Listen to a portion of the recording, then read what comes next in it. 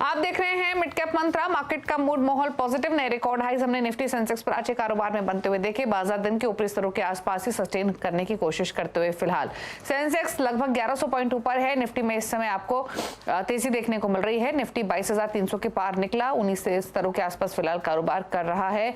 अगर आप पॉकेट्स देखेंगे तो बैंक स्टॉक्स की तरफ से यानी Nifty bank, metal index, energy basket, ये कुछ सेलेक्ट पॉकेट्स हैं, सेलेक्ट इंडेक्स हैं सेक्टर स्पेसिफिक जो कंट्रीब्यूट कर रहे हैं आज की इस तेजी में। निफ्टी बैंक डेज हाई पर 2% की तेजी के साथ कर रहा है ट्रेड, लेकिन मेटल्स अब 3.5% ऊपर आ चुका है निफ्टी मेटल इंडेक्स। फटाफट से एक बार दिखाते हैं आपको मार्केट की ब्रेथ भी, जो कि पॉजिटिव क्लियरली दिखाई देगी आज के सेशन में। बढ़ने वाले स्टॉक्स की संख्या ज्यादा है। मिड कैप्स में हालांकि उतनी वाइब्रेंसी नहीं है, बट खरीदारी देखने को मिल रही है। 0.5% ऊपर मिड कैप इंडेक्स कर रहा है ट्रेड। 1674 स्टॉक्स है जो बढ़कर कारोबार कर रहे हैं, 594 स्टॉक्स है जो दबाव के साथ कर रहे हैं कारोबार। तो ये रहा मार्केट का हाल। अब फटाफट से आपके सामने एक बार इंटरनेशनल क्यूज को भी ले आते हैं। हालांकि आज मार्केट्स अपने ही दम पे चल रहे हैं। जो जीडीपी अपडेट्स आई वो एनकरेजिंग थी, जिसके बाद बाजार में तेजी देखने को मिली है। लेकिन क्या रुझान है इस समय, वो एक बार क्विकली आपके सामने लेकर आते हैं। नजर डालते हैं पहले एशियन मार्केट्स पर, जहां पर तेजी देखने को मिल रही है। ज्यादातर एशियाई बाजार हरे निशान में ही कारोबार कर रहे हैं, सिर्फ एक कॉस्पी है जो लाल निशान में है। बाकी अगर अमेरिका के फ्यूचर्स भी क्विकली दिखा देते हैं क्या बायस वहां पर देखने को मिल रहा है, तो डॉ फ्यूचर्स और नैस्डैक फ्यूचर्स दोनों में ही फ्लैट से पॉजिटिव बायस के साथ ट्रेडिंग होते हुए दिखाई दे रही है। Nasdaq future comparatively better placed है, 68 अंक ऊपर है। डॉ फ्यूचर्स में 42 अंक की बढ़त देखने को मिल रही है आज के कारोबार में। चलिए, तो ये तो बातचीत हुई क्यूज की। और फटाफट से बाजार की बड़ी बातें आपके सामने लेकर आते हैं। तो मार्केट में हो क्या रहा है वो पूरा एक्शन आपके सामने एक एक करके रखते हैं। तो बाजार में तेजी, नए शिखर पर निफ्टी कारोबार करते हुए पहली बार 22,300 के पार निफ्टी निकला है। सेंसेक्स ने भी नए रिकॉर्ड हाइस को छुआ है। बैंक निफ्टी की तरफ से पूरा पार्टिसिपेशन, बैंक निफ्टी 2% ऊपर है। मिड कैप्स भी 400 पॉइंट ऊपर कर रहे हैं ट्रेड। पॉकेट्स दिखाएं तो मेटल 3.5% ऊपर, सबसे ज्यादा बढ़ने वाला इंडेक्स आज के कारोबार में। एनर्जी पावर स्टॉक्स में भी जोरदार तेजी रही है आज के सेशन में। एनबीएफसीज, ऑटो इंडस्ट्रीज में बैंक देखने को मिल रही है। थोड़ा बहुत प्रेशर आपको हेल्थ केयर स्टॉक्स में देखने को मिल रहा है, स्पेशली हॉस्पिटल शेयर्स जो कि दबाव में कर रहे हैं ट्रेड। तो ये रहे कुछ की हाइलाइट्स आज के कारोबार की। अब बात करते हैं स्ट्रैटेजीज की। नीलम की नीरव सीधा हमारे साथ मौजूद है। नीलम नमस्कार। बताइए नीरव, पहले तो इंडेक्स पर रहा है, निफ्टी बैंक निफ्टी पर क्या स्ट्रैटेजी रहेगी बाजार बंद होने तक? बहुत ही बढ़िया अप मूव आया है निफ्टी बैंक निफ्टी में। निफ्टी ऑल टाइम हाइस के पास आ गई है, इनफैक्ट आज ऑल टाइम हाइस पे ट्रेड कर रही है। तो यहाँ से देखिए, अभी जो अगला रेजिस्टेंस है 22,500 का है फ्यूचर में, जो कि अभी 80-90 पॉइंट से दूर है। तो at this point of time यही स्ट्रेटेजी है कि निफ्टी डिप्स पे बाय करें। अराउंड 22,350 के पास में डिप आता है फ्यूचर में, तो वहां पे बाय करें विद स्टॉप लॉस ऑफ 22,280 और टारगेट 22,500 का रहेगा। मगर अभी के लिए जो ट्रेड है वो बैंक निफ्टी में करंट लेवल से आप जरूर ट्रेड कर सकते हैं, क्योंकि इसमें ब्रेकआउट आया है 50 डे मूविंग एवरेज का। और यहाँ से मुझे लगता है कि 47,800 48,000 तक बैंक निफ्टी जा सकती है। तो करंट लेवल से आप बैंक निफ्टी का फ्यूचर खरीद सकते हैं। नीचे में जो सपोर्ट है 47,000 का है, तो वो आपका स्टॉप लॉस बनेगा। स्टॉक स्पेसिफिक स्ट्रैटेजीज नीरव, आपके कुछ ट्रेड्स आइडेंटिफाई किए हैं क्या? देखिए, ओवरऑल अगर देखें तो जैसे कि आपने कहा कि मेटल सेक्टर एक ऐसा सेक्टर है जो बहुत बढ़िया चल रहा है along with the banking sector. तो दोनों ही जो काउंटर है ये सेक्टर में से है। पहला है मेटल्स में हिंडाल्को। देखिए, ये स्टॉक 600 से नीचे गिरा, काफी तेजी से नीचे गिरा, मगर बहुत बढ़िया सपोर्ट लिया है ये स्टॉक ने अराउंड दैट 500 495 लेवल्स, और वहां से घुमा है।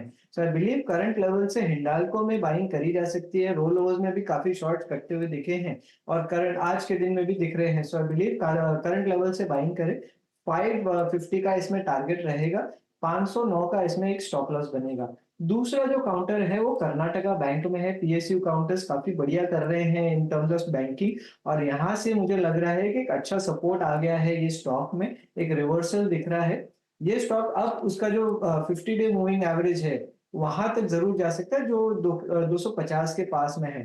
तो कर्नाटका बैंक यहाँ से आप बाइंग कर सकते हैं। नीचे में 227 का स्टॉप लॉस रहेगा, ऊपर में 250 का टारगेट रहेगा।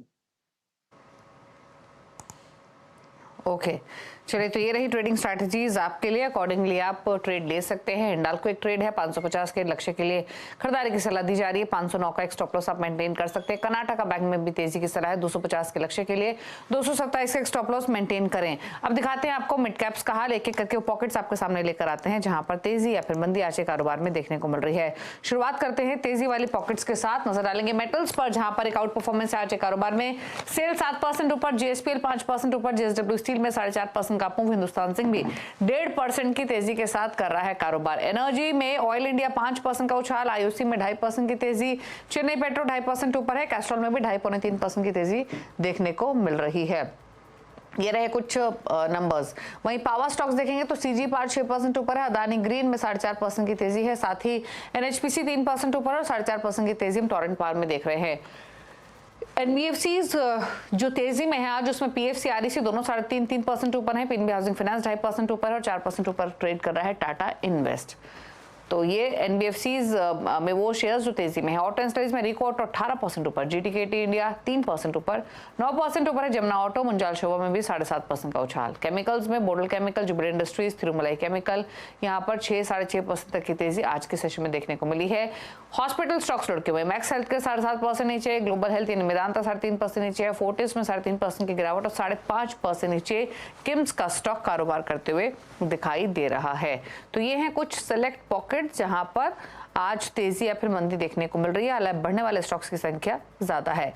और आगे बढ़ेंगे, कुछ खबरें अब आपके लिए लेकर आते हैं। दरअसल महंगे दाम के शेयरों में आंशिक निवेश करने की सोच रहे रिटेल इन्वेस्टर्स को भी लंबा इंतजार करना पड़ेगा। सूत्रों के मुताबिक देश में फ्रैक्शनल ओनरशिप को रेगुलेट करने को लेकर सेबी के प्रस्ताव पर सरकार भी तैयार नहीं है। और डिटेल्स के साथ आलोक प्रियदर्शी हैं। आलोक, बताइए एग्जैक्टली क्या डिटेल्स हैं? बिल्कुल, देखिए, वैसे निवेशकों के लिए थोड़ी सी अच्छी खबर नहीं है। जो लोग चाहते तो थे कि बहुत ही हाईली प्राइस्ड एक्सपेंसिव शेयरों में निवेश करें, लेकिन इसके लिए उनका पॉकेट इजाजत नहीं देता है। इन्हीं को देखते हुए सेबी ने एक फ्रैक्शनल ऑनरशिप का कॉन्सेप्ट लेके आई और उसके बाद इस प्रपोजल को भारत सरकार को भेजा, कॉर्पोरेट अफेयर्स मंत्रालय को भेजा। लेकिन जो हमें CNBC की आवाज के सूत्र बता रहे हैं, वो बता रहे हैं कि इस पूरे मुद्दे पर जो कंपनी लॉ बोर्ड होती है उसमें चर्चा हुई है, लेकिन फिलहाल सरकार इस पर आगे बढ़ने के लिए तैयार नहीं है। कुल मिलाकर इस सेबी के प्रपोजल को टर्न डाउन कर दिया गया है और इसके पीछे यही वजह है कि सरकार का मानना है कि इसमें टेक्नोलॉजिकल कॉस्ट बहुत ज्यादा इन्वॉल्व है और साथ ही साथ इसे लेकर बहुत ज्यादा अभी मार्केट में डिमांड नहीं है। अगर मैं एग्जांपल दूं कि अगर कोई निवेशक MRF का शेयर खरीदना चाहता है जो करीब 1,10,000 रुपए के आसपास का है और उसमें उसकी पॉकेट इजाजत नहीं देती है और चाहता है कि 1/4 शेयर खरीदे, तो वो 25,000 रुपए के आसपास में एक MRF का 1/4 शेयर खरीद सकता था। लेकिन इसके लिए ऑनरशिप, जो फ्रैक्शनल ऑनरशिप का रूल इंडिया में होना चाहिए। अभी इंडिया में कंपनीज एक्ट के तहत इसकी इजाजत नहीं है। विदेशों में इजाजत है। US जैसे देशों में आप मेटा, अल्फाबेट और गूगल जैसे शेयरों में, एप्पल जैसे शेयरों में आप खरीदारी कर सकते हैं। इंडियन खरीदते भी वहां पे।